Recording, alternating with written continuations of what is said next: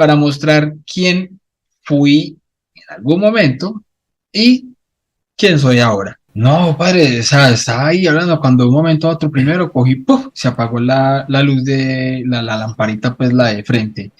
Y ¡prá! Alumbraron así todos los bombillos pues de la casa y ¡fua! Se apagó el computador. Y yo, wow. Hola queridos jóvenes, queridos hermanos, ¿qué tal? ¿Cómo están? Espero que se encuentren muy bien. Por aquí les saluda el padre Byron. Hace unas semanas publiqué este video que van a ver aquí a continuación. Un video que ha sido visto por bastantes personas y que han dejado bastantes comentarios. Y como suelen decir por allí, ya que ustedes lo han pedido, tenemos una segunda parte como prolongación de este testimonio de conversión de alguien que era ateo, gnóstico, o mejor dicho, agnóstico, pero que luego a través del gnosticismo más bien como esotérico, a través del conocimiento de cosas ocultas, pues llegó a alejarse muchísimo de Dios a tal punto de que no pudo regresar sino a través de una intervención divina, fuerte, hermosa y también maternal, pues la Virgen María se le hizo presente. Si quieres saber un poco más de ese testimonio, pues podrías mirar este video. Bien, lo tengo aquí a William Toro, que es el invitado, el que nos ha compartido en esa ocasión su testimonio y que ahora vamos a prolongarlo. William, ¿cómo estás? Muy buenas. Hola padre, ¿cómo está? Un gusto estar nuevamente por aquí en su espacio. Siempre es una maravilla. Sí, gracias a Dios, pues las personas están por aquí también ávidas de conocimiento, también muy predispuestas para edificación, así que vamos a aprovecharlo y continuaremos con lo que teníamos ya como petición de la gente previsto. Así pues, yo tengo aquí algunas preguntas en base a lo que hemos visto en los comentarios del último video. Así que quería comenzar con algo que tengo por aquí anotado, que tú mismo también te has percatado, y es sobre la veracidad de tu conversión y de tu testimonio. Hay personas que han preguntado, no le creo mucho, ¿cómo es posible que eso haya pasado? Para mí que quizá esto es un invento o no fue tan así, sino que era algo muy leve, pero nos ha presentado aquí a un hombre totalmente apartado de Dios, casi que endiablado, ¿no? Y no creo que ahora esté hablando de Dios, de la Virgen, que es un apologeta y esto. ¿Qué puedes decir, William, sobre esto? Bueno, padre, yo comprendo perfectamente tanto a las personas no creyentes que puedan obviamente dudar de la veracidad del testimonio mío si no me conocían de antes, porque obviamente quienes me conocían de antes y en el testimonio, entonces quedan como, uy, ¿cómo pasó esto? ¿Cierto? Porque sabían quién era yo. Pero las personas que quizás a mí no me conocían, William, una cosita. sí, se quedó pausado Ahora regresó. allá. Entonces yo me grabé esa parte. Tú dijiste que comprendo muy bien esa parte y luego comenzaste diciendo, pero las personas que aún no me conocían. Si quieres, puedes continuar con eso de allí. Ay, se quedó otra vez. Ah, ¿qué será? ¿Tú te das cuenta que se traba la imagen? William. William. Uy, padre, deme un momento. Hubo un apagón por aquí, se apagó todo y volvió a encenderse y ya estaba nuevamente reiniciándose el computador. No sé, wow, uy, impresionante. Un apagón completo y ¡pum! A mucho espacio. Bueno, ya veo por ahí al garrudo Cachimora hoy tratando de meter las patas para que no se haga esto, pero bueno, bendito sea el Señor. Es más fuerte el Señor y la Virgen María. Impresionante, ¿no? Wow, ya. ¿Qué fue lo que pasó? No, padre, o sea, estaba ahí hablando cuando de un momento a otro primero cogí, ¡puf! Se apagó la luz de la lamparita, pues la de frente. Y ¡prá!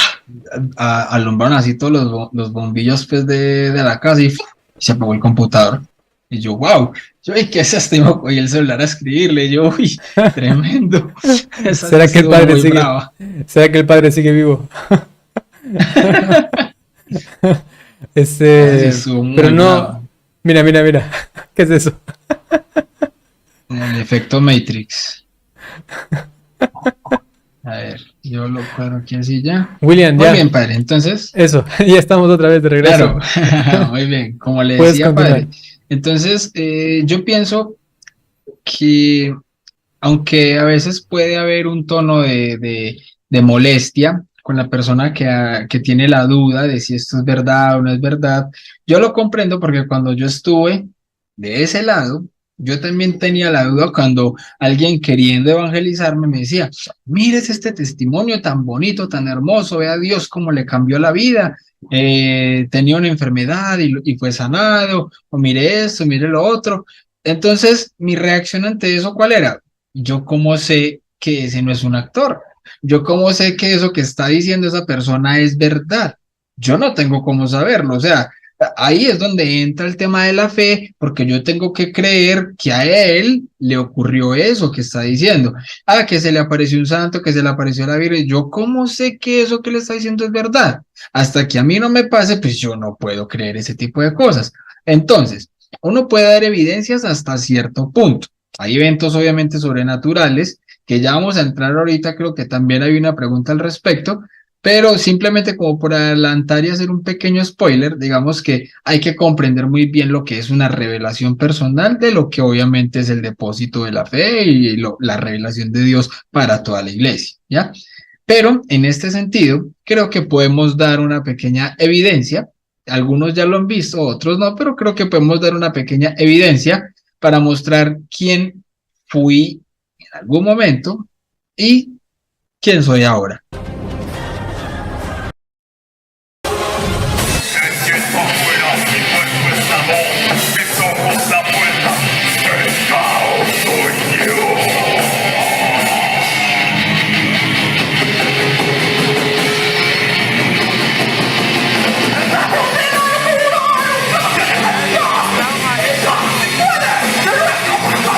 Corazón de Dios eterno, con un mar de ojos sin fin, iluminando en las tinieblas, Arme Noctem, ven a mí.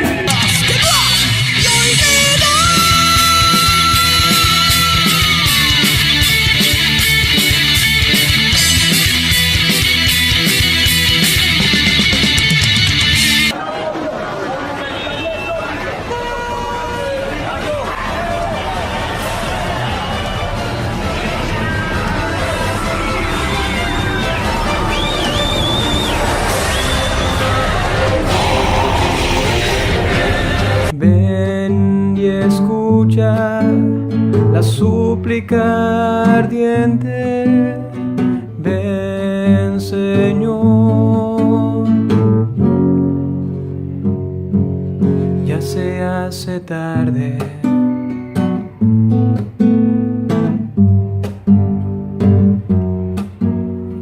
Cuando el mundo dormía en tinieblas, en tu amor tú quisiste ayudarlo y trajiste, viniendo a la tierra, esa vida que puede salvarlo.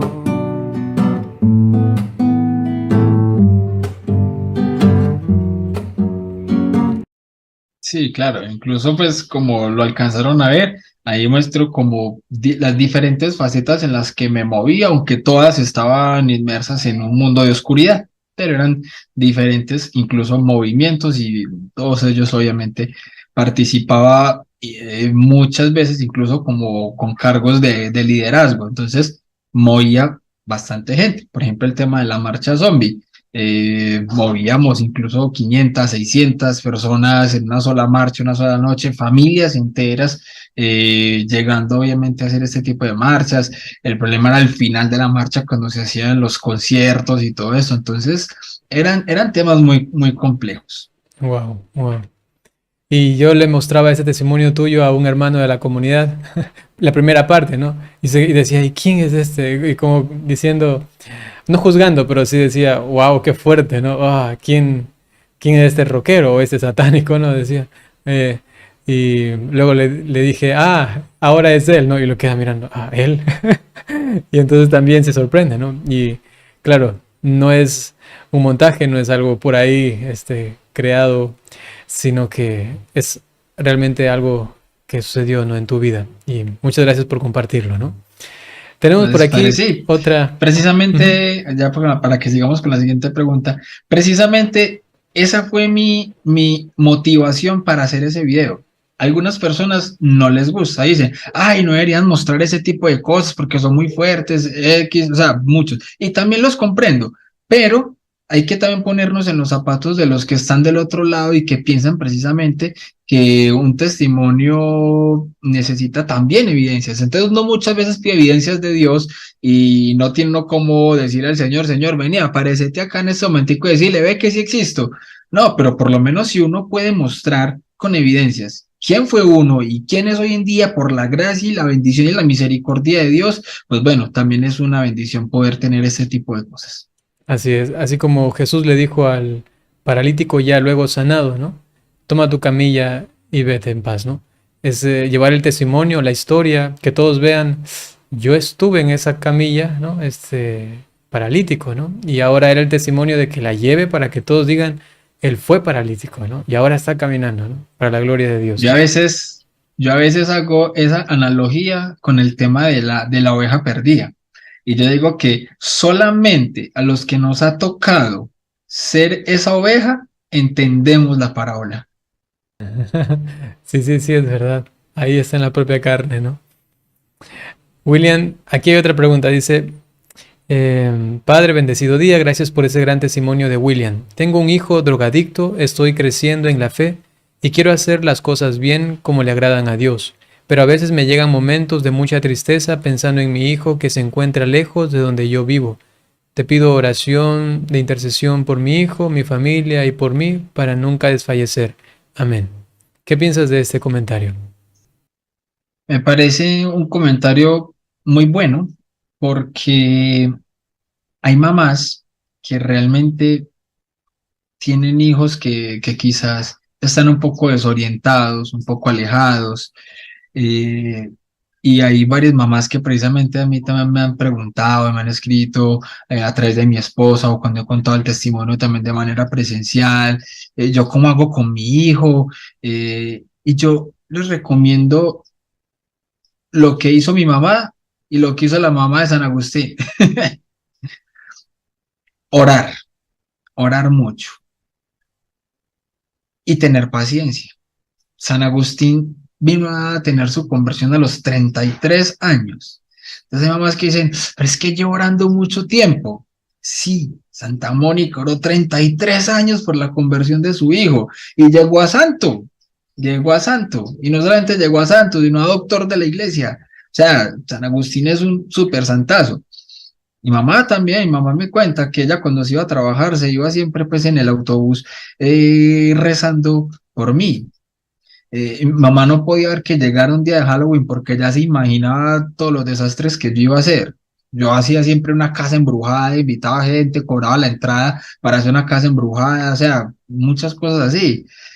No podía ver que llegara una Semana Santa porque yo me burlaba de todo lo que era esta semana consagrada al Señor. Entonces, mi mamá sufrió mucho conmigo en ese sentido. Pero también hay que entender algo, y yo lo decía en el video anterior, no solamente basta la oración, también hay que formarse. Hay que formarse, porque si usted le va a hablar a su hijo, bien sea drogadicto o que pueda estar alejado de muchísimas maneras, la iglesia tiene respuesta para todo este tipo de cosas. Y obvio, no es que con darle una respuesta entonces el hijo simplemente cogió, sí, madre tiene razón, entonces voy a dejar las drogas. puede pasar, puede pasar. Pero la acción de la oración hace que el Espíritu Santo pueda llegar en ese momento a él, pero también se necesitan respuestas, porque él va a tener muchas dudas de si eso está bien o está mal, porque él va a algunos pueden decir, no, pero es que yo me siento bien así, yo siento placer así. ¿Cómo hace uno para hacerle diferenciar a su hijo que eso que está haciendo está mal, que eso no está bien? Por una cuestión emocional y por una cuestión de sentimiento, de que él lo siente que está bien. Y uno tranquilamente por lógica podría decir, si yo siento que está bien y punto. ¿Por qué? Porque no tiene a Dios y no tiene una regla de fe que obviamente pueda conducir su vida. Y lo mismo pasaba conmigo. Cuando yo fui al retiro, yo no pensaba que yo estaba mal. O sea, hay personas que se terminan acercando a Dios porque un familiar se murió, porque tuvo un accidente, por una mala racha económica, porque quebró, porque tuvo una enfermedad muy grave. Entonces nuevamente vuelven a acercarse a Dios. Yo no tenía nada de eso, entonces yo no tenía ningún motivo o razón para acercarme a Dios. Entonces Dios se vale de muchos métodos y herramientas para hacer que uno vaya conduciéndose a Él.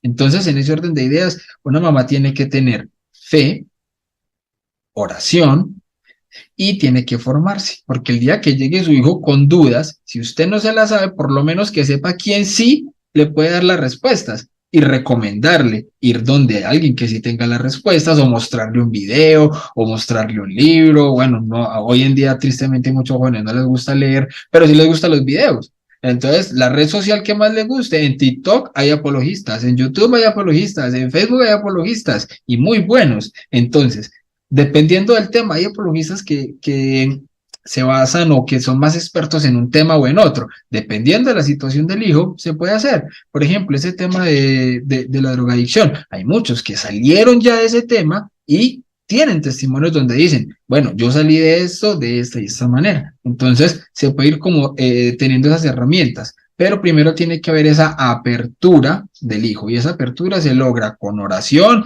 con mortificación, sacrificio, ayunos. Ahí está. Excelente, sí, ese es el camino. Yo diría algo muy parecido, ¿no? Sí, sí. Y como tú decías, ¿no? También pensaba en San Juan de la Cruz. Él decía que para la oración de intercesión o de súplica, ¿no? Es imprescindible lo que tú has dicho, ¿no? Oración con paciencia, esperanza y perseverancia, ¿no?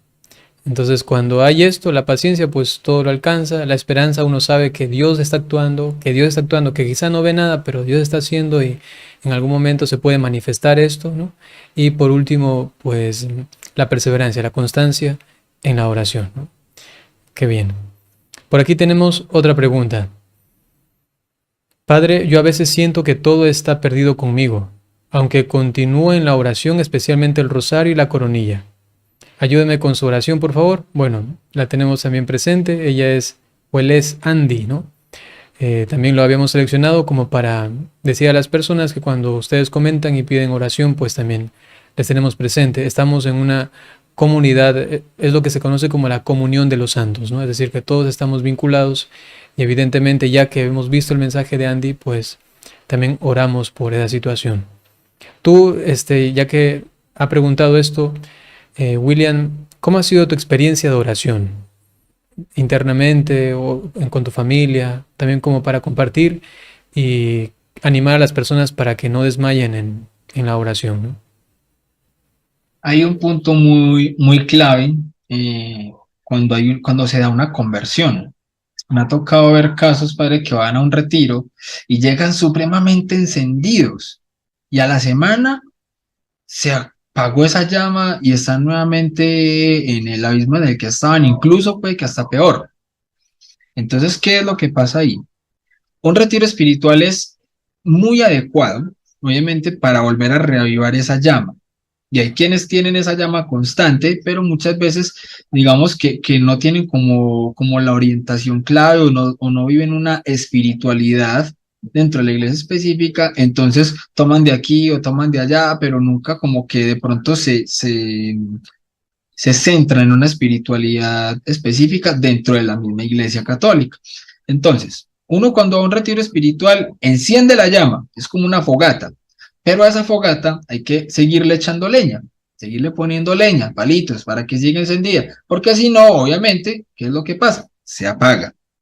¿Cómo es la leñita de esta fogata? Primero, obviamente, la oración, no dejar apagar esa oración. Y yo no voy a decir, desde que yo salí del retiro, ni un solo día he tenido un momento de frialdad, no.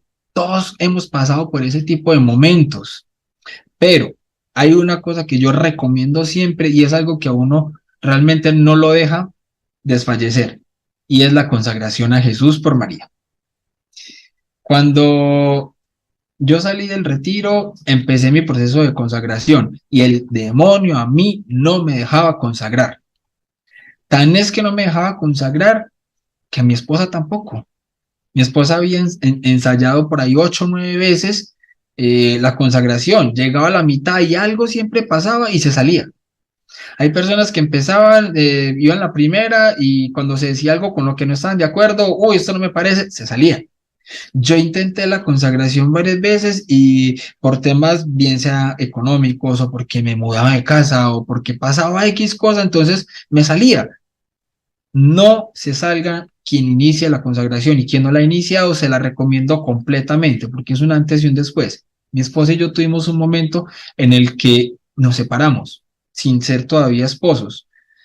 Nos separamos y en el momento en el que nos separamos, porque claro, obviamente el diablo se mete a tratar de dañar una relación. El diablo se mete, pero cada uno por su propia cuenta empezó la consagración. Y cada uno por su cuenta terminamos la consagración sin saber que el otro la estaba haciendo.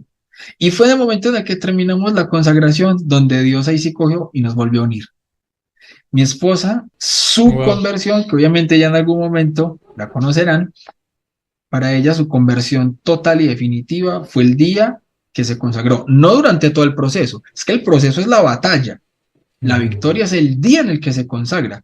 Y a partir de ahí hay que vivir la consagración. Entonces, en el momento en el que mi esposa se consagró, en el momento en el que yo me consagré, se nos abrieron todas las puertas, nos pudimos casar. Y en este momento, obviamente, le hemos brindado. Uy, se pausó, Ahora se quedó otra vez. congelado. A Oh, ver. comenzó otra vez. Ok, ahí estás. Entonces, ya, hasta ahí, eso Entonces, pudieron. Ujú. en el momento en el que mi esposa se consagró y yo me consagré, nos pudimos casar y pudimos empezar a tener realmente un hogar en Dios, verdaderamente en Dios. Y yo ya estaba obviamente creyendo en Dios y todo, pero no quiere decir que cuando uno llega y se convierte, entonces ahí se acabaron las luchas, no, ahí es que empiezan las luchas. ¿Por qué? Porque es que ahí es donde uno se da cuenta de la batalla espiritual tan impresionante que hay. Y si usted no la pelea, pues pierde. Si usted no se da cuenta del ejército que tiene por detrás, pues pierde. Entonces hay que aprender a dar esta batalla, y esta batalla se aprende con la consagración a dar de la mejor manera, porque tenemos a la mejor líder para llegar a Jesús, se llama la Santísima Virgen María, que nos toma en sus brazos como nuestra madrecita del cielo. Entonces, por eso, cuando uno se consagra a Jesús por María, ella no deja que nosotros desfallezcamos, y a través de ella es que nosotros podemos estar fortalecidos en la oración. Mamá, no me dejes caer. Y hay que llamarla así: mamá, mamá, aquí estoy sufriendo, mamá, mi hijo, mamá, mi familia. Y hay una de las promesas de la consagración, es que cuando alguien de la familia se consagra, tarde o temprano, el resto se vienen también detrás. Entonces hay que tener fe en esto, y obviamente la consagración es un camino espectacular. Oh, wow, también me has hecho recordar algunas etapas personales, ¿no? Que también luego de como de superarlas me daba cuenta, ¿no? Y decía, oh, si no hubiese sido por la Virgen María que me sostuvo en, digamos, habían algunos hilos que quizá, o algunos lazos que tenía con Dios y que ¡pac! Se iban desprendiendo algunos, tac, tac, tac, pero el de la Virgen María era fuerte, ¿no? Y este no me dejó como caer o alejarme de Dios, ¿no? Así que esta recomendación, la consagración a la Virgen, es esencial verdaderamente, ¿no? Recomendada también por San Juan Pablo II, ¿no? Veamos, dice por aquí, Argelia, bueno, no voy a decir el nombre, pero dice alguien, ya dije Argelia. Gracias Padre Byron por compartir. este gran testimonio de William, porque como mamá nos damos cuenta que Dios sabe en qué momento nos tirará del caballo para volver a Él, haciendo alusión a San Pablo, ¿no? Ojalá y lo vuelva a invitar. Aquí está. Yo quisiera saber si él sabe qué daño puede hacer el cambio de ángel. A mi ahijado se lo practicaron de pequeño. Dibujaba a la Virgen, a los ángeles de Dios, pero después de esto lo dejó de hacer. Ahora es un joven que no quiere ir a misa y tiene pensamientos suicidas. Oramos mucho por él, pero no hemos podido recibir una respuesta con algún sacerdote. En oración por usted, Padre Byron, y por William. Fuerte, muy fuerte porque todo ese tipo de prácticas y todo ese tipo de cosas, aunque muchas de ellas vienen desde la nueva era, eh, terminan obviamente volviéndose completamente al lado oscuro del demonio. Se abren puertas que el punto es que se abre, pero usted no es capaz de cerrarlas. Y cuando está la puerta abierta, pues por ahí puede entrar mucha cosa. Entonces, a ver, básicamente, dentro de la teología y nuestra doctrina, nosotros cuando nacemos tenemos un santo ángel de la guarda. Punto. Ese ángel no lo cambia uno porque uno quiera o que porque haga este ritual o que porque haga este cambio. No, para nada. El santo ángel de la guarda sigue allí. Lo que pasa es que están es casi que diciéndole no me interesa su compañía, no me interesa su protección, no me interesa que usted esté ahí. Entonces le está dando la bienvenida a otro ángel. Es que recuerden que en la caída, lo que cayó junto con Lucifer fueron ángeles. Por eso le llaman los ángeles caídos, pero tienen la misma naturaleza de los ángeles, de los arcángeles, de los querubines. Simplemente no son santos. Entonces no es que haya un cambio de ángel. Le están entregando su hijo a otro tipo de ángel, a otro tipo de entidad. Entonces es como darle permiso a él de que obviamente pueda estar habitando o cohabitando o teniendo mucha influencia sobre él. Entonces, en este orden de ideas, yo creo, pues ya el padre me corregirá, pero sí me parece que ahí habría que entrar a hacer ya un proceso más a profundidad con él, para obviamente romper como todo ese tipo de cosas, cerrar esas puertas que en algún momento se cerraron, pero la persona también tiene que empezar a disponerse, porque bien decía un sacerdote exorcista, no recuerdo bien cuál era, pero lo había escuchado, y él decía que de nada sirve que se le haga el exorcismo más grande a una persona que tenga una influencia si esta persona no quiere ser liberada.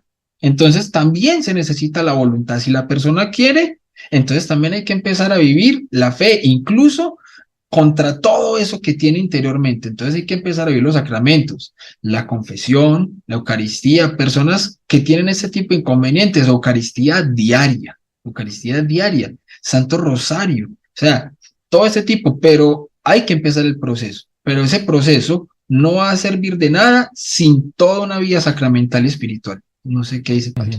Sí, sí, eso es imprescindible. También aquí en los casos que tenemos de prácticas de exorcismo en la diócesis, pues siempre es eso, la persona tiene que estar dispuesta y ahí es mucho más fácil, ¿no?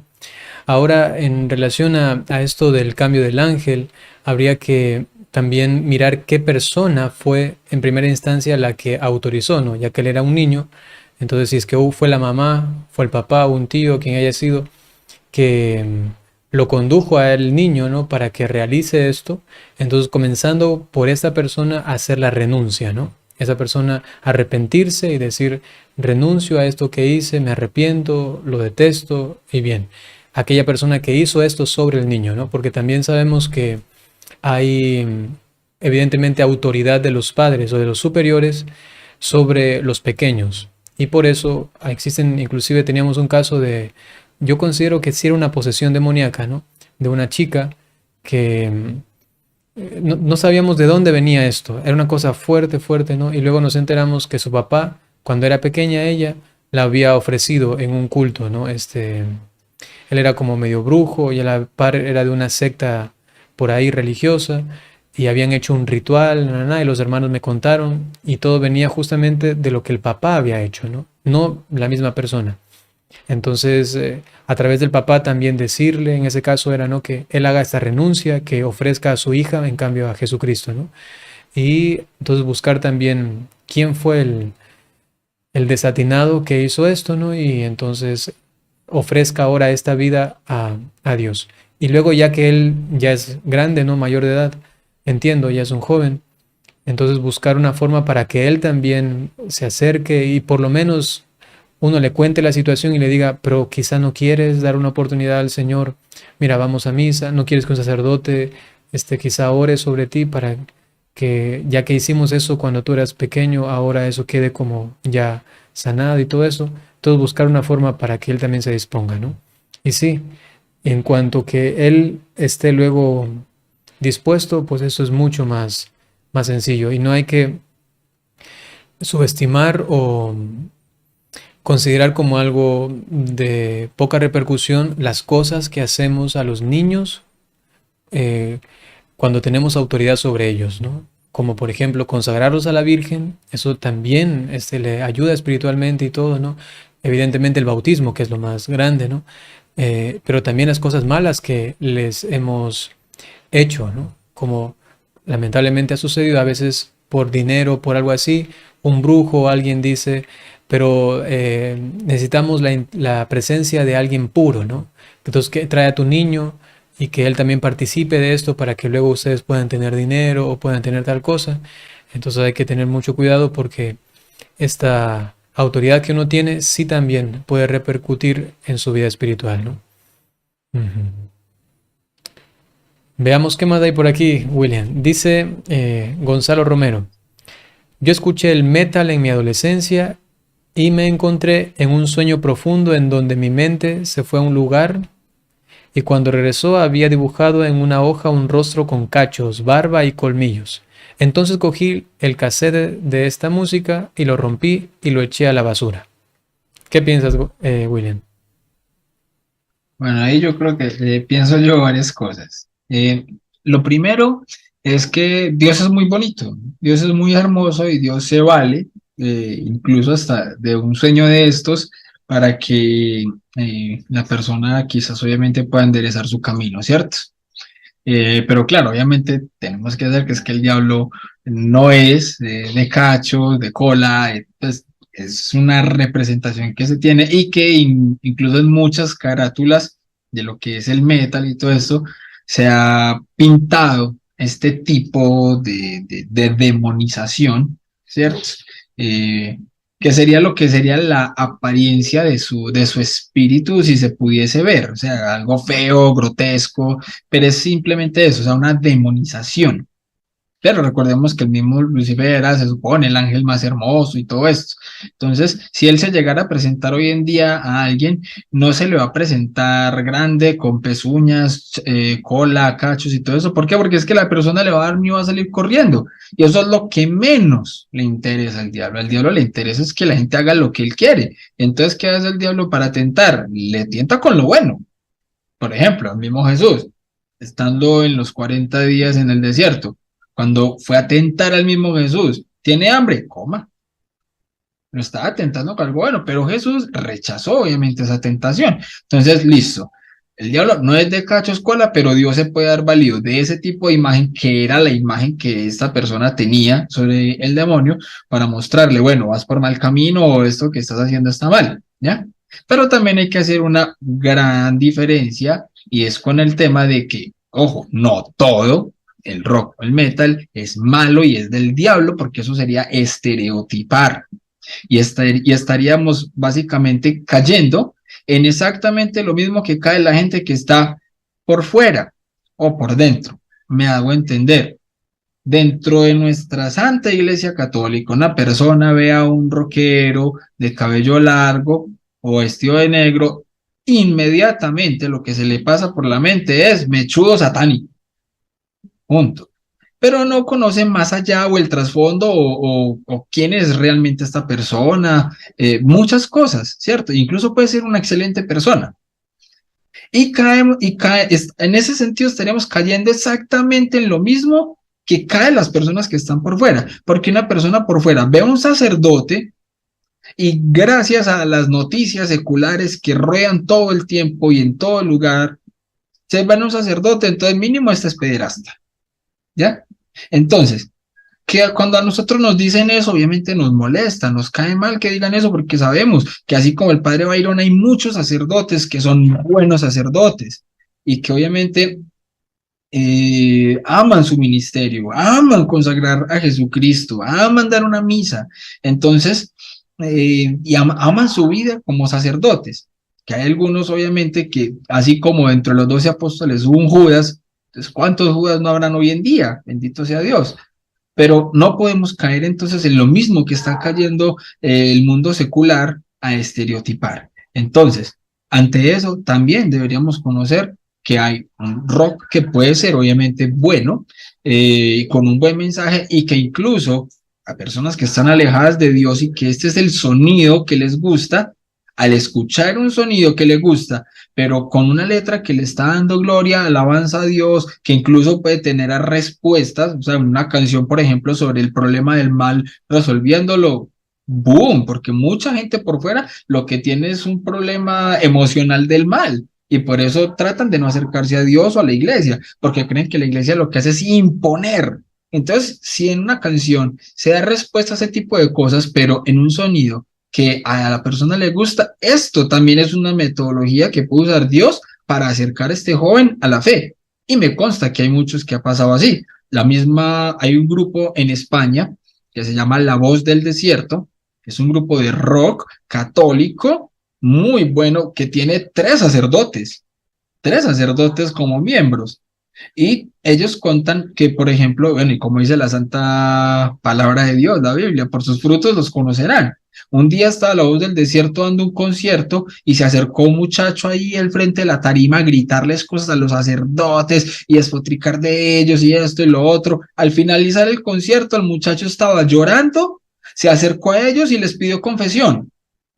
Entonces, por sus frutos los conocerán. Entonces, también este tipo de música puede ser un medio de evangelización, que no a todo el mundo le gusta el sonido, muy bien, pero no podemos estereotipar. Sí, sí, también tiene que ver mucho con la forma como uno utiliza, ¿no? La música en sí misma no es mala, sino también depende del manejo, ¿no? Y esto sí, sí es también como un medio que quizá alguien necesita para acercarse a Dios. Yo les puedo compartir algo también personal.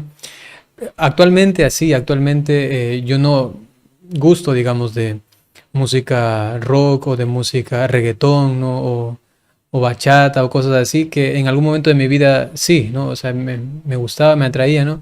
Y me acuerdo que al principio para dejar la música que tenía letra obscena y todo, yo comencé a escuchar reggaetón cristiano, ¿no? Y me acuerdo que ya me sabía las canciones y todo. Me sentía, por lo menos en ese proceso, ¿no? Me sentía con una buena conciencia, ¿no? Decía, ya estoy dejando eso otro y todo, ¿no? A la final Dios me ha llevado a gustar otro tipo de música, ¿no?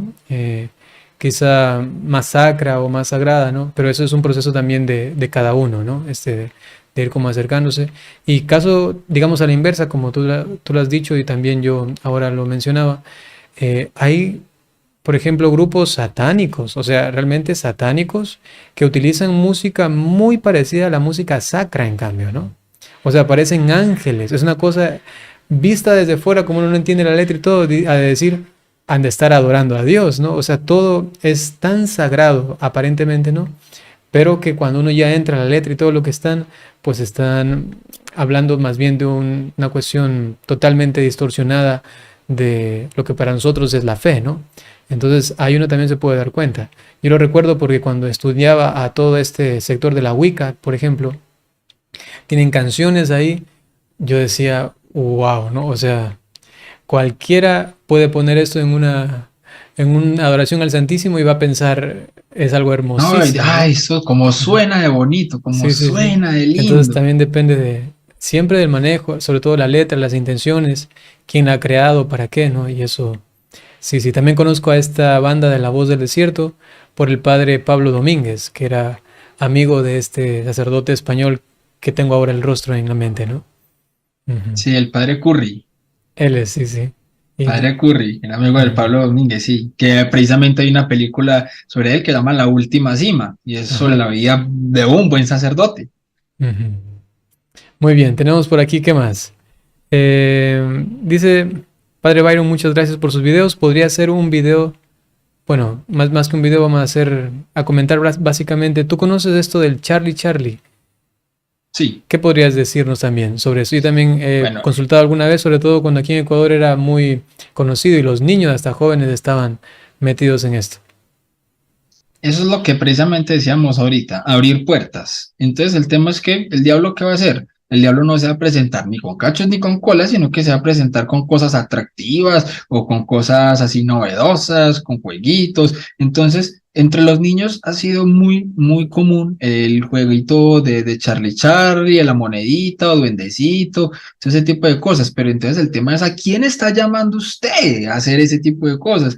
Por eso los padres de familia tienen que tener una muy buena formación para darse cuenta de este tipo de cosas y atajarlos a tiempo y y formar a sus hijos para que obviamente en los colegios, en las instituciones, con los amigos, si llega a pasar algo así, antes sea su hijo el que diga, uy, no, ojo, que eso está mal, que el mismo niño tenga el criterio para obviamente hacer eso, porque ese tipo de cosas es abrir puertas esotéricas, de brujería, y usted no sabe a quién está llamando, a quién le está abriendo la puerta. Eso no es de Dios. Exacto, sí, sí. También recién yo hacía un video sobre este ojo turco, ¿no? Y es nocivo, perjudicial, siempre y cuando haya un acto espiritual, ¿no? Como tú dices, abrir una puerta requiere pues una intención, creer en esto o decir, a ver qué pasa y esta es tan fe, digamos, hasta casi incipiente, ¿no? Porque es un acto pequeñito, pero que ya abre, ¿no? Uno dice, a ver si es que me responde esto y me dice algo acá, eso ya es un acto de confianza, de creer, de abrir como hasta la esperanza, el corazón de que algo me puede decir y uno está a la expectativa a ver si es que es verdad y ahí es cuando uno, como se suele decir, se puede contaminar, ¿no? Entonces sí hay que tener mucho Bastante. cuidado con esto, ni siquiera por juego, ¿no? Porque ya que el demonio se vale de todo, hasta por un juego en el que uno pone algo de espíritu, algo de fe, algo de confianza, termina luego eh, ganando cierta autoridad, ¿no? Y causa malestar. Claro, es que el diablo no lo va a ver como un juego. Ujú, El diablo simplemente, lo hizo muy bien, por ahí me meto. ¿Por qué? Porque me ujú. está autorizando. La Exacto, persona puede pensar, yo lo voy a hacer por charla, yo lo voy a ver si pasa algo y jajaja, qué risita. Muy bien, usted lo está viendo de esa manera, pero el diablo no lo ve así, el diablo lo ve como usted me está dando autorización, entonces con permiso yo entro, ¿cierto? Entonces ese es el tema, usted no le puede dar cabida al diablo de ninguna manera. exacto, sí. Dice por aquí, esta pregunta me gusta bastante. Veamos cómo la responde. Es directamente para ti, William. Dice, sí, padre, pregúntele cuáles fueron esas dudas que Dios mismo le contestó en el retiro tras la aparición de nuestra Madre Santísima. Y ella cómo se veía y escuchaba y qué aroma había, qué tamaño tenía. Todo a detalle, por favor. Mil gracias y bendiciones. Bueno, lo que tú desees, ¿no? Contar. Ujú. Claro. Por un lado, entonces, Bueno, las dudas y luego cómo fue esta revelación privada, manifestación que tenías, ¿no? bueno, primero el tema de las dudas. A mí una vez alguien, mucho antes del retiro, me ha dicho, oíste, y si vos en algún momento te morís y llegas al cielo y te das cuenta que todo era verdad y que lo que usted pensaba y creía era falso, ¿vos qué harías? Mi respuesta era, yo lo primero que hago es que le voy a mentar la madre, le voy a decir de todo a Dios y le voy a mostrar que él fue el culpable, porque entonces, ¿por qué no? Y empezaba yo a mencionar todos los desastres, todos los genocidios, asesinatos, etcétera, del Antiguo Testamento. El problema del mal, ¿ya? Entonces, yo en ese momento no sabía que teológicamente habían respuestas para algo que se llamaba así, el problema del mal. Yo simplemente lo veía como el hecho de que si todo creyente asume que Dios es bueno, por tanto, era omnipotente, entonces al ser omnipotente tendría que tener el poder y la capacidad de evitar todo tipo de mal. Y si había mal en el mundo, por tanto, entonces Dios no era un Dios bueno, sino un Dios malo. Entonces lo que yo le decía al creyente es, si Dios existe, Dios es un Dios malo. Y le daba las pruebas. Mire en la misma Biblia, ¿usted cree que la Biblia es palabra de Dios? Pues bien, ¿qué fue el diluvio? Eso era algo de lo que yo decía. En ese momento, cuando yo estaba recostado, después de ese primer momento espiritual que yo tuve, estaba recostado y empiezo yo a llorar, a pedirle perdón a Dios y a conversar con Él y a decirle, bueno, Señor, pero estas preguntas y estas dudas, si yo no logro obtener respuesta de esto, seguro yo vuelvo y caigo a lo mismo, porque es que esto fue lo primero que me empezó a me alejar, este tipo de controversias, este tipo de dudas. Y el Señor a mí me daba como respuestas, o sea, yo las sentía como de manera audibles, pero como en mi mente, pero son cosas que yo digo, tiene que haber sido Dios porque yo jamás en la vida, en todas las veces que medité en esto, llegaba a tener como semejantes procesos lógicos para entenderlo, ¿ya? Entonces, por ejemplo, el tema del causa y efecto. Dios me decía, yo les di libertad, hay una causa y hay un efecto. Si una persona por su propia libertad se quiere tirar de un sexto piso, tendría que aparecer entonces una mano de la nada para sostenerlo y evitar que la persona se tire del segundo piso. No, eso no va a pasar. Entonces, la persona va a caer al piso y en el momento en el que caiga al piso, pues se va a dar muy duro. Posiblemente puede que se mate o posiblemente puede que quede paralítico o con problemas o va a quedar muy mal. Entonces la culpa ahí es de Dios por no evitar eso. Entonces la persona va a estar en un hospital padeciendo y todo eso.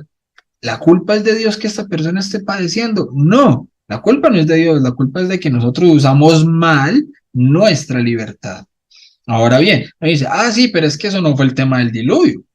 Por ejemplo, en el diluvio se supone que hubo una purificación universal y en esta purificación universal solamente sobrevivió Noé con su familia y todo el resto del mundo entonces murieron. Y yo, como desde esa época yo que decía, ok, pero entonces hubo alguna vez una sociedad de bebés y de fetos malvados, porque los bebés y los fetos no eran malvados, entonces también murieron. Entonces, Dios mismo que tiene un mandamiento que dice no matarás, Él sí lo puede hacer, y si nosotros se supone que tenemos a Dios como ejemplo, entonces, ¿por qué Él sí puede matar y nosotros no podemos matar? Entonces, era como ese tipo de cuestiones, digamos, filosóficos o trascendentales dentro de la teología, criticando pues como este tipo de hechos. Y a mí el Señor como que me decía, bueno, primero que todo, pues yo ya me había leído la Biblia, como dije, casi 3 veces, y sabía más o menos dónde estaban las cosas. Primero que todo, entonces sea coherente con lo que está planteando. ¿Por qué? Porque es que el mandamiento de no matarás vino mucho después del diluvio, entonces todavía no estaba el mandamiento. O sea, nada más como en ese sentido fue como, uy, es cierto, yo ya me leí esa parte y esa parte viene después, no viene como en el diluvio. Ok, listo. Y él me decía, yo soy el creador de todo. Al ser el creador de todo, yo puedo también prevenir el mal. Y al yo haberme traído a estos bebés y a estos fetos en ese momento, yo lo que estoy previniendo es un mal en ellos. ¿Por qué? Porque es que si existe el alma, si existe el espíritu, quiere decir que nosotros de todas maneras somos inmortales. Lo único que quedó en la tierra fueron los cuerpos materiales. Ellos siguen vivos y siguen bien, pero si yo los hubiese dejado con vida en ese momento, por la influencia de la maldad que ya tenían sus papás, evidentemente estas almas buenas, puras, de las que está diciendo no tenía por qué las asesinado, hubiesen crecido con una maldad terrible, que era la misma maldad de sus papás, y hubiese seguido así por generación de generación, ¿cierto? Entonces, si yo lo hice fue también para prevenir un mal, entonces yo de esa manera empecé yo a entender muchas cosas sobre los desastres y todo eso. Ahora bien, dentro del mismo retiro yo he escuchado algo y es que, listo, la Biblia no es un libro netamente histórico, la Biblia está dividida en muchos géneros literarios. Entonces yo sentía como que el Señor me decía, ok, si a usted le gusta tanto leer, usted puede comprender que hay géneros literarios diferentes. Y si hay géneros literarios diferentes, pues hay que comprender que no todo está escrito para ser entendido de manera literal. Y entonces yo ahí pensé incluso en un ejemplo. Claro, si yo a mi princesa, a mi novia, le digo mi hermosa flor, pues yo no tengo que buscarle ni el tallo, ni las espinas, ni los pétalos para poder creer que realmente es una flor. No, se va a sobreentender que estoy hablando de una persona real, pero que estoy haciendo una alegoría a que es muy hermosa y por eso la comparé con una flor. De la misma manera, el pueblo judío muchas veces puede haber dicho tranquilamente, los aniquilamos, y entonces uno lo lee y dice, uy, mataron a todo ese montón de gente. Pero usted no va a pensar lo mismo si hoy en día en un partido de fútbol usted ve que el equipo contrario que le ganó, digo, uy, los aplastamos. Entonces ya más adelante alguien va a leer eso y va a decir, uy, ¿cómo así? Ganaron un juego y después de eso los asesinaron a todos y los dejaron en el campo de juego, entonces asesinados y todo eso. No, no necesariamente. Que sí hubo obviamente asesinatos y muchas de estas cosas y atrocidades en nombre de Dios, sí, pero por una mala comprensión de la misma palabra de Dios que tenía el pueblo de Dios en ese momento, que quedó plasmado en las escrituras. Es que incluso eso es una característica de la fiabilidad de las escrituras. Eso es una característica de la fiabilidad de las escrituras, y es que hay un criterio de vergüenza. O sea, si uno quiere que la gente crea que esto realmente es la palabra de Dios, pues uno no va a colocar ese tipo de cosas ahí, pero el autor no las quiso esconder, el autor las puso. Lo que pasa es que el Antiguo Testamento, me lo dijo el mismo Señor, es una sombra de lo que va a venir. Y el ejemplo es, si usted coloca ante una luz su mano, ¿cierto? Usted coloca su mano aquí, ¿no se ve bien? Ok, bueno. Y usted ve la sombra, usted en la sombra no va a encontrar ni las uñas, usted no va a encontrar ni las huellas, ni va a encontrar rasgos, ni detalles, ni nada. Eso es el Antiguo Testamento. Una mala comprensión de una realidad espiritual. En el Nuevo Testamento ya sí podemos ver las uñas, las huellas, los detalles, porque es mismo Jesucristo el que nos lo viene a revelar. Y el mismo Jesucristo es el que nos explica cómo es que realmente se debía entender. Muchos del pueblo judío, el pueblo de Dios, en ese momento no lo supo comprender, y por eso también en muchas ocasiones hubo asesinatos en nombre de Dios, así como hoy en otras religiones hay gente que por Alá, y se estallan, ¿por qué? Por Alá, ¿cierto? Pero también es una mala comprensión. Entonces, desde que uno tenga una mala interpretación de las escrituras, que obviamente eso era lo principal que yo tenía, obviamente yo no iba a tener una buena interpretación de las escrituras si no tengo un maestro que me explique cómo se deben entender esas escrituras. Y ese maestro, la iglesia, es el magisterio. Yo ponía, por ejemplo, en segunda de sabiduría 2.2, sabiduría 2.2, del 2 en adelante como hasta el versículo 10. Si uno lo lee, uno dice, y yo puedo argumentar como ateo, entonces decir que venimos del azar. Desde ese versículo 2 dice que el hombre y la creación viene por azar, y es algo que va en contra de nuestra teología. ¿Cuál es el problema? Que un texto fuera de contexto es un pretexto. Hay que leer el versículo 1 donde dice, las personas que no conocen a los ignorantes piensan este tipo de cosas, y empieza a hacer la lista. Pero si yo solamente leo desde el 2, pues entonces voy a coger la Biblia, simplemente es como una justificación para poder creer todo ese tipo de cosas. Entonces, eso era lo que yo tenía. Excusas por haberme leído la Biblia, excusas para poder atacar. Entonces yo pensaba, era que yo debía conocer a mi enemigo para poder atacarlo, por eso me leí la Biblia, pero con una muy mala interpretación. Y a mí Dios me tiraba y me decía todo eso mentalmente, y más lloraba y más me arrepentía. Y yo dije, ahora sí me voy a leer la Biblia como debe ser y voy a estudiar. Y voy a estudiar realmente de qué se trata esta fe. Y ahí fue donde yo conocí la apologética, me enamoré de la apologética y vi que la iglesia ya tenía respuestas para todos esos interrogantes desde hacía muchísimos años, solamente que ahí es donde el Señor, yo creo que a través del Espíritu Santo compuso una frase a través mío, y esa frase es, un ateo no deja de ser ateo simplemente porque en vez de buscar respuestas, se dedica a buscar objeciones. Y eso fue lo que yo hice durante todo ese tiempo, buscar las justificaciones, las objeciones, las excusas, no las respuestas. Si yo hubiera buscado las respuestas, la historia sería otra. Y uno solamente escucha lo que quiere, ¿no? Y en un debate, una conversación, quizá estaba ahí la respuesta, pero como uno está fijado en otras cosas, no las encuentra tan bien, ¿no? Así que sí, lo que dices es muy, muy acertado, ¿no? Y el Antiguo Testamento, evidentemente, digamos positivamente, tenían un conocimiento de Dios limitado, ¿no? Y por eso pues le atribuían cosas o pensaban de Dios cosas que no eran, y por eso necesitábamos definitivamente a Cristo nuestro Señor, ¿no? Y en cuanto a la segunda parte de la pregunta, William, que hablaba de la Virgen, quizá dice él que si puedes contarnos un poquito más de esa experiencia, solo si tú ves un detalle nada más y es suficiente, ¿no? Claro que sí, o sea, la experiencia es hermosa. El problema radica en que yo no me disfruté de esa experiencia. A ver, cuando a mí la mamá se me apareció enfrente, yo quería creer que no era cierto. Entonces traté fue de buscar excusas y razones para entender qué era lo que estaba pasando, pero no darle la veracidad de lo que era, ¿ya? Por eso se llama una revelación privada, porque si fuera una revelación pública, pues si hubiese aparecido la Virgen María a todos los que estábamos en esa sala, ¿ya? Entonces, yo personalmente, yo no atribuyo mi conversión al hecho de que se me haya aparecido la Virgen María, pero fue un puntapié inicial.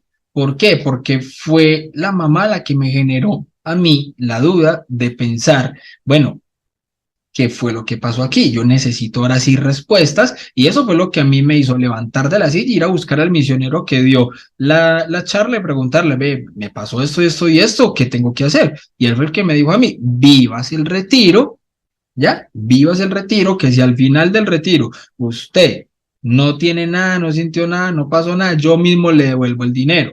Entonces, claro, a mí, o sea, la aparición de la Virgen María en este inicio de retiro para mí fue una motivación a empezar a vivir bien el retiro, no con la única convicción que yo iba, que simplemente era voy para un retiro, no voy para un debate, entonces me voy a quedar calladito, no le voy a debatir a nadie y simplemente voy a tomar como lo bueno y punto y ya, y se acabó. Si yo hubiese seguido así totalmente el retiro, claro, hubiese entendido cosas muy bonitas sobre el perdón y todo eso, pero no hubiese trascendido más de ahí. Pero como yo me quise vivir el retiro, porque a mí me impactó obviamente ese momento con la Virgen María, entonces quise hacerlo.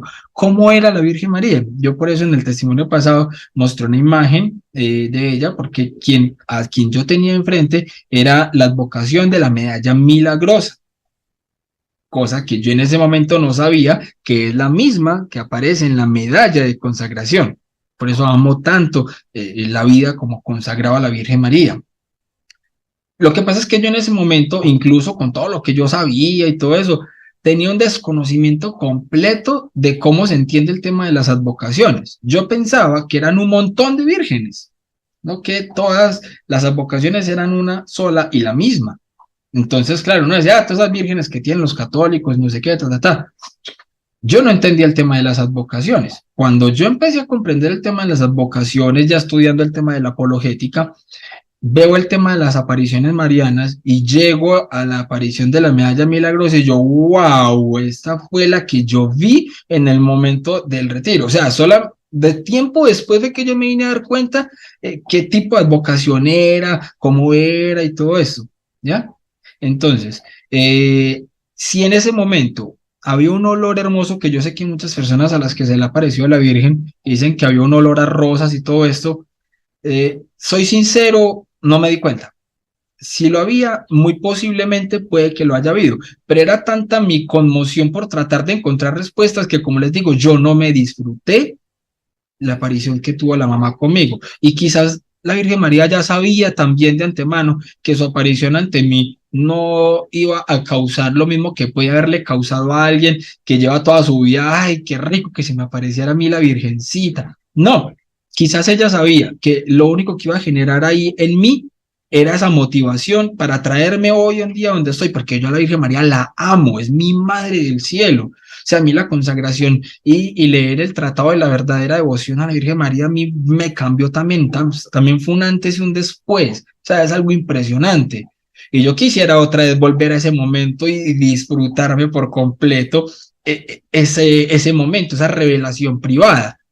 Pero Dios sabe cómo lo hace. Así como el mismo San Pablo. A San Pablo el Señor Jesús lo tumbó del caballo y se presentó ante él. ¿Cuántos de los mismos apóstoles después de la ascensión de Jesús no hubiesen querido que el Señor se les volviera a aparecer? Así, no, muchas personas en el mundo, pero ¿a quién se le apareció? Al que no hacía sino matar cristianos. Se le apareció al que venía matando y matando y matando cristianos. Entonces, es de esa manera. Yo veo que, por ejemplo, en Mateo 5:5, si no estoy mal, dice que aquellos puros de corazón serán los que verán a Dios. Y estoy de acuerdo. Por eso las apariciones marianas que han sido aprobadas, si ustedes se dan cuenta, casi siempre ha sido a niños, a personas puras. Entonces, y son estas revelaciones las que se han hecho de manera pública para dar un mensaje a todos. ¿Por qué? Porque son almas puras. Cuando hay una aparición a una persona, que puede ser un pecador completo y todo esto, siempre es por una razón con tintes de conversión. O sea, el Señor nos quiere dar un mensaje, a unos puede ser por un sueño, a otros puede ser, como lo decía ahorita, un accidente, esto, lo otro. O sea, el Señor sabe a quién le tiene que llegar. Y yo era un Santo Tomás.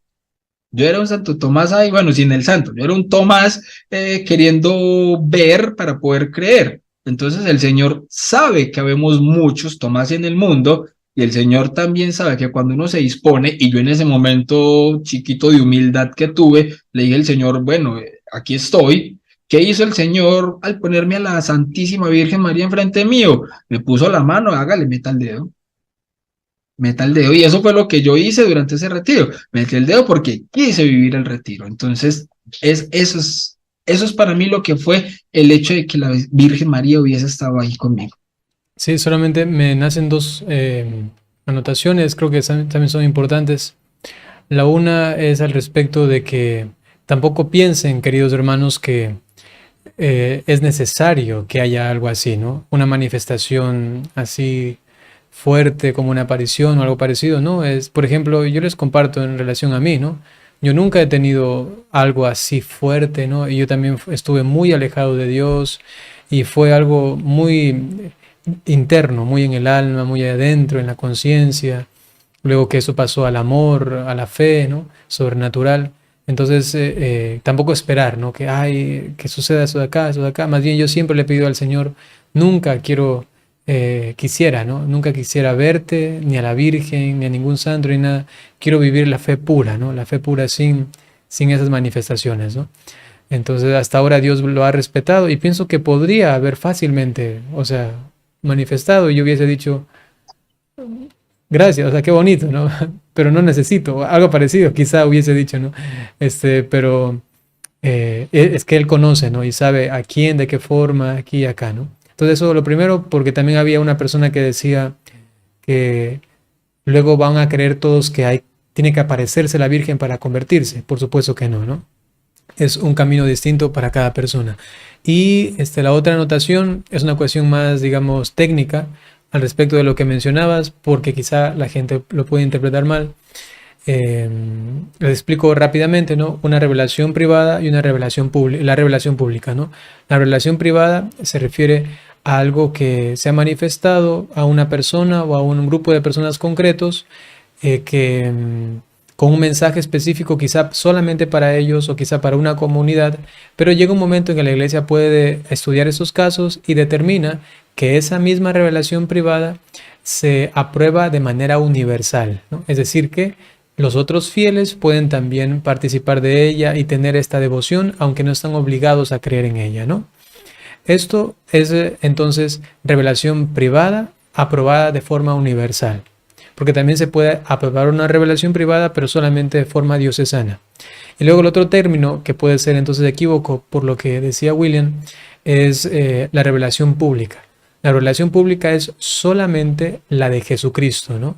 Que Él viene a traernos, que es llevar a plenitud todo lo del Antiguo Testamento, ¿no? Y esta revelación pública es justamente la tradición y la palabra de Dios escrita, estas dos que componen el único depósito de revelación o el depósito de la fe, y este de aquí es el que estamos todos los católicos obligados a creer, no por, digamos, obligaciones en sí mismos, sino que el mismo hecho de tener fe nos lleva a creer en todo este contenido, en todo este depósito de la fe, ¿no? Entonces, La revelación privada es algo que pudiese iluminar la revelación pública, que pudiese llevar a una mejor comprensión, pero nunca completar, nunca añadir o quitar algo de lo que está. Y si alguna revelación privada está en contra de esta revelación pública, pues sencillamente ya sabemos que podemos desecharla, ¿no? Y por otro lado, la revelación privada es solamente en alcance, digamos, universal, solamente en cuanto se aprueba para todos los fieles, pero no es que ahí cambie a revelación pública. Siempre se va a llamar revelación privada, pero de aprobación ya universal, ¿no? Solamente este detalle, ¿no? Y una cosita, William, después de eso que ha pasado con tu cámara, que Sí. salía un poco raro. William, preguntan, y también como última pregunta para este encuentro, es ¿dónde hiciste el retiro? Dicen. Claro que sí. Bueno, el retiro que yo hice fue en Lazos de Amor Mariano. Así es. Comunidad obviamente a la que amo también ¿Aún profundamente. perteneces a Lazos? El tema con Lazos en este momento es el siguiente. Yo empecé mi proceso como misionero en Lazos, llegué al proceso de San Lorenzo, que incluso el testimonio largo mío de 2 horas y punta. Yo estoy precisamente ahí con Julián, de la productora de Lazos, y ahí tenía pues, mi camiseta obviamente de San Lorenzo. El tema es que ya luego de eso fue que nosotros, mi esposita y yo, nos casamos. Entonces, con mi esposita y yo nos casamos. Lazos tiene una cuestión y es que Lazos maneja una distinción muy bonita entre Lazos general, que es para obviamente todos los laicos solteros, sacerdotes y todo esto, y hay Lazos matrimonios. Entonces, mi esposita y yo empezamos fue el proceso desde el principio para entrar obviamente a lo que es ya Lazos matrimonios, solo que nos tocó hacer pues como un stop en el proceso, porque como le comentaba yo internamente padre, pues nos vamos a mudar de ciudad, entonces digamos que vamos a ver cómo organizamos todo el tema pues de la comunidad y de Lazos y todo esto, allí ya pues para donde nosotros vamos, entonces, pero claro, obviamente pues de corazón, o sea, Lazos tiene misioneros y tiene amigos de la comunidad. En este momento estamos como amigos de la comunidad, pero amigos de la comunidad que la queremos profundamente y que ayudamos también a difundir la espiritualidad, el carisma de la comunidad, que es la consagración. ¿Por qué? Porque es la única consagración recomendada por los papas. Papa Pablo VI y el Papa San Juan Pablo II, los dos han recomendado este proceso de consagración a Jesús por María propuesto por San Luis María Griñón de Montfort. Y me parece que el proceso como lo plantea Lazos de Amor Mariano es un proceso didáctico, dinámico, fácil de entender. Son 33 lecciones que obviamente realmente sirven para lo que es la consagración. Y es para reubicarnos en el camino de nuestra fe católica, para aceptar nuestros compromisos bautismales con coherencia. Y cuando uno empieza a vivir la consagración, no es otra cosa que realmente vivir bien nuestra fe católica, con convicción y sabiendo realmente para qué vivimos como católicos en este mundo y qué es lo que nos espera en el otro. Así que recomendadísima la consagración a la Virgen María, mejor dicho a Jesús por medio de María, ¿no? También yo la he hecho y pues agradezco a Dios esta experiencia y este regalo tan pero tan grande que hasta ahora pues me acompaña, ¿no? Listo, William, muchísimas gracias por compartir con nosotros este momento y les voy a dar la bendición a ti, a todos los que están aquí también presentes. Y ya veamos qué más podemos sacar como temas de edificación para las personas a partir de también quizá tu apostolado o inclusive yo lo tengo en mente también el testimonio de tu esposa, ¿no? Así que permíteme darte la bendición y después también tú puedes despedirte de la audiencia, ¿no? También para ustedes, queridos hermanos, el Señor esté con ustedes. Y con tu espíritu. La bendición de Dios Todopoderoso, por intercesión de la Santísima Virgen María, San José y todos los ángeles y santos, en el nombre del Padre, y del Hijo, y del Espíritu Santo. Amén. William, cuídate mucho. Igualmente, Padre, Dios lo bendiga a usted, a toda su linda, hermosa audiencia. A veces también cuando estoy en los envíos suyos, yo obviamente me meto también ahí a comentar en Sí, el sí, chat, te he entonces visto. es muy bonito, es muy bonito. Entonces, solo para todos, Dios los bendiga y que la gracia del Señor esté con ustedes.